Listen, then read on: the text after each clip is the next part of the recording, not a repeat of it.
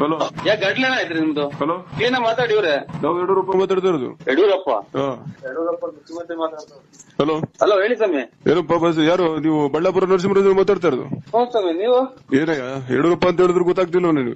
ಅದೇ ನಮ್ಮೂರಾಗೆ ಮುನ್ಸಿಪಲ್ ಕೆಲಸ ಅವರಲ್ಲ ಯಡಿಯೂರಪ್ಪ ಅವರ.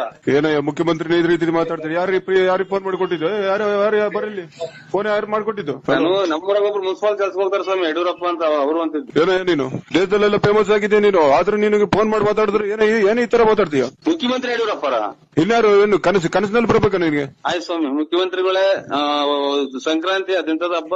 ಏನಯ್ಯ ಯಾವ ಹಬ್ಬ ಏನು ಅಂತ ನಿನಗೆ ಗೊತ್ತಿಲ್ಲ? ಏನು ಬರೀ ಸುಳ್ಳು ಹೇಳ್ಕೊಂಡೆ ತಿರುಗ್ತೀಯ? ವರಮಹಾಲಕ್ಷ್ಮಿ ಹಬ್ಬದ ಶುಭಾಶಯ ಮುಖ್ಯಮಂತ್ರಿ ಸ್ವಾಮಿಗಳೇ ಯಡಿಯೂರಪ್ಪರೇ. ಆಮೇಲೆ ತುಂಬಾ ಖುಷಿ ಆಯ್ತು.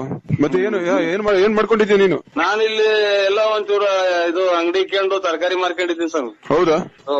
ನಮ್ಮ ಯಾರು ಇಲ್ಲಿ ನಮ್ಮ ಹುಡುಗ ಹೇಳ್ದ, ಈ ಬಳ್ಳಾಪುರ ನರಸಿಂಹರಾಜು ಅಂದ್ಬಿಟ್ಟು ಅವನು ಕಾಮಿಡಿಗಳೆಲ್ಲ ತುಂಬಾ ಚೆನ್ನಾಗಿದೆ